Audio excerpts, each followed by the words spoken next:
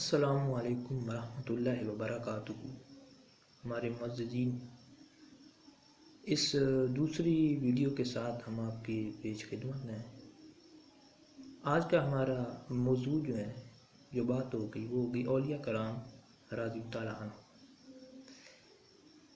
کہ جو ہمارے اولیاء کرام رضی اللہ تعالیٰ عنہ گزر چکے ہیں، کیا وہ واقعی کرامت کر سکتے تھے، کرامت رکھتے تھے؟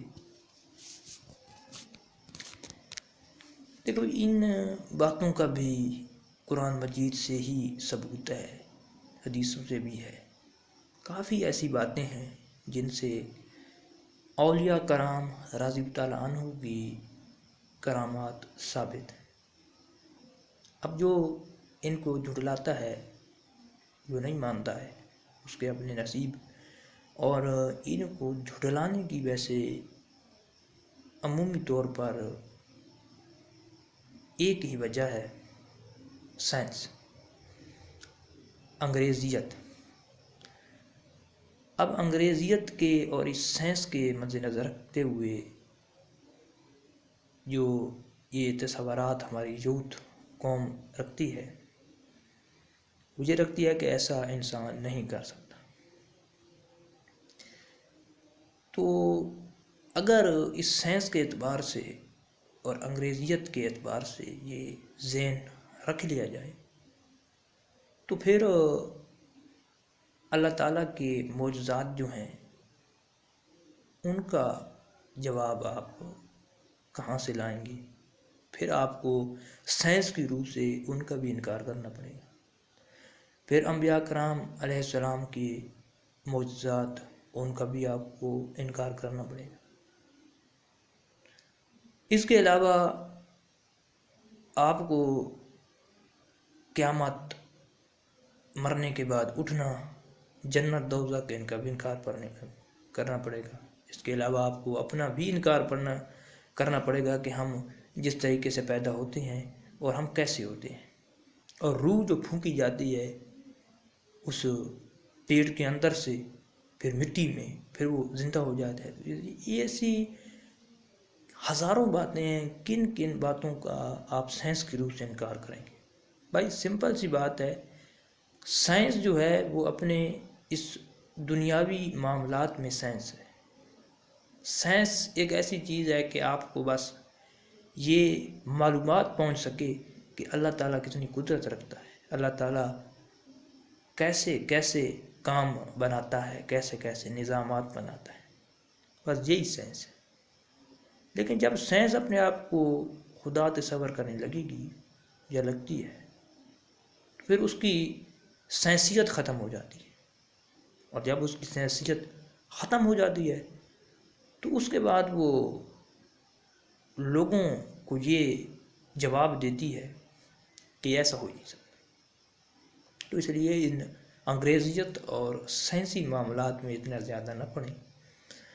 اصل میں ہمارے جو اولیاء کرام رضی اللہ تعالیٰ عنہ گزرے ہیں، ان کا ایک ادوار تھا۔ ہر ایک مواقع کا، ہر ایک وقت کا ایک موقع ہے، ایک وقت ہے، ایک حالت ہے۔ اب اس کی ایک مثال میں یہ بھی دے سکتا ہوں کہ جب کفار ہمارے آقا حضرت محمد مصطفیٰ صلی اللہ علیہ وآلہ وسلم سے کہتے تھے کہ آخر وہ کب وعدہ پورا ہوگا، آپ ابھی سے ہی قیامت کیوں نہیں لاتے؟ تو ان کے جواب میں اللہ تعالیٰ نے کئی بار فرمایا کہ جب یہ وعدہ پورا ہو چکے گا، جب یہ وقت آ جائے گا، اس وقت ہم یہ وعدہ پورا کریں گے، اس وقت قیامت آئے گی۔ اسی طریقے سے انہیں کئی بار جو ہے انہوں نے تنگ کیا۔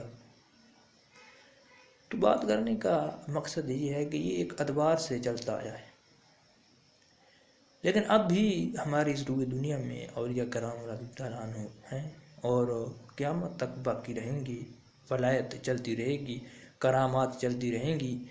اب یہاں پر سوال اٹھتے ہیں کہ یہ کیمرے میں کرامات کیوں نہیں آتی؟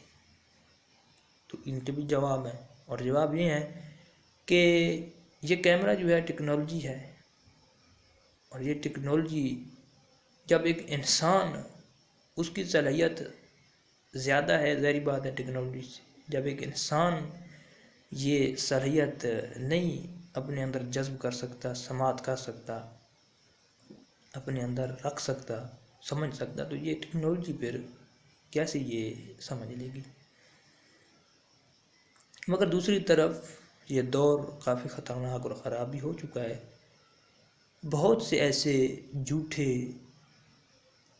بیسوں میں آ گئے ہیں ان پاک ولیوں کے، ان پاک پیروں کے، جنہوں نے بہت سارا نظام خراب کر دیا ہے، تو ہم ان کی بات بھی نہیں کرنا چاہتے۔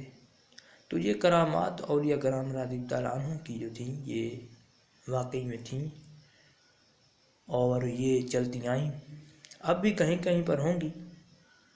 ہم یہ بھی نہیں کہہ سکتے کہ ہم نے فلانی جو ہے کرامت دیکھی ہے، یہ ہوا ہے وہ ہوا ہے، یا ہم یہ بھی نہیں کہہ سکتے کہ کرامت نہیں ہے، بلکہ اس کے حوالے سے ہماری خاموشی ہے، کیونکہ اس کا جواب ایک تو یہ بھی ہو سکتا ہے کہ جو پچھلا دور گزر گیا ہے بس وہی دور کرامتوں کا تھا، جیسے اس سے پہلے معجزات کا تھا، اس سے پہلے جیسے قومیں تھیں، جیسے پھر ہماری امت کی یہ قوم آئی، تو یہ فرق ہے، ادوار میں، زمانوں میں فرق ہے۔ تو اسی طریقے سے یہ بھی ہو سکتا ہے۔ تو کئی ایسی باتیں ہیں، لیکن کرامات کا انکار کرنا یہ ایک بہت بڑی بیوقوفی ہے کہ یہ کر ہی نہیں سکتے۔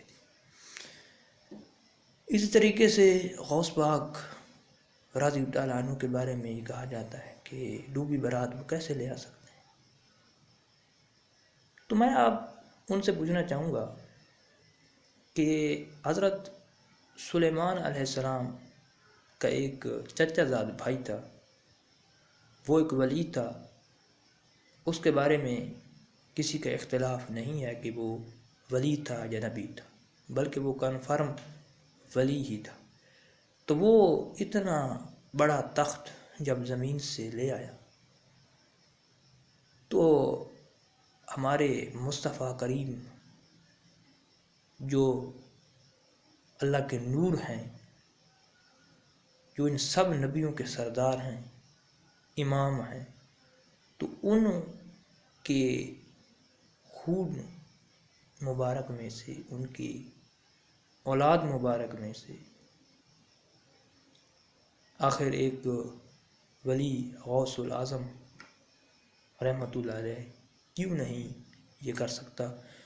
اور پھر حضرت مولا علی شیر خدا رضی اللہ عنہ کے بارے میں بھی کہا جاتا ہے کہ وہ گھوڑے پر جب سوار ہونے لگتے تھے تو ایک رکاب سے ان کا پاؤں ہوتا تھا، اور جب دوسری رکاب تک دوسرا پاؤں پہنچنے لگتا تھا وہ سارا قرآن مجید پڑھ لیتے تھے۔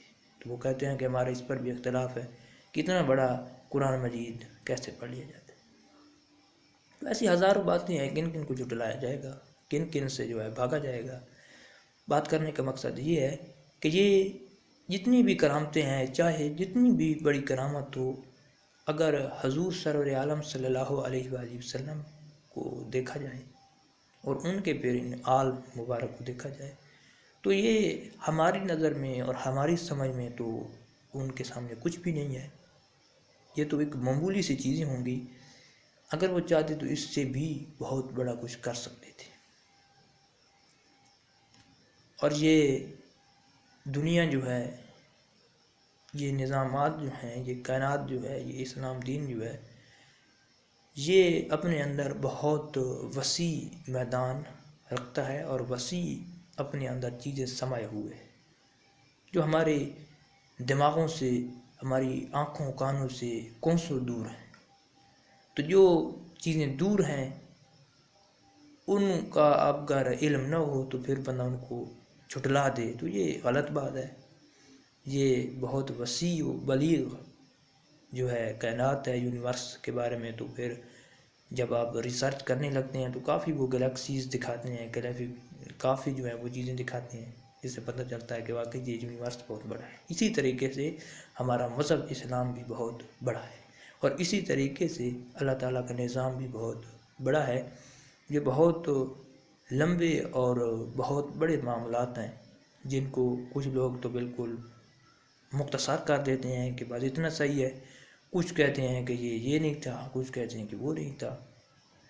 دوستوں، ان کے چکروں میں سے، ان کی لوٹا بازیوں میں سے نکلو، ان کے دھندوں میں سے نکلو اور حقیقت کو پہچانو، اللہ تعالیٰ کے نظام کو پہچانو، اللہ کے محبوب رسول جناب حضرت محمد مصطفیٰ صلی اللہ علیہ وآلہ وسلم کو پہچانو، ان کے عقیدے کو پہچانو، ان کے آل، ان کے اصحاب، ان کے ائمہ کرام جو سب گزر چکے ہیں ان کو پہچانو، جانو کہ وہ کون تھے، اور یہ جان کر اللہ کا شکر ادا کرو کہ ہم صراط مستقیم پر ہیں۔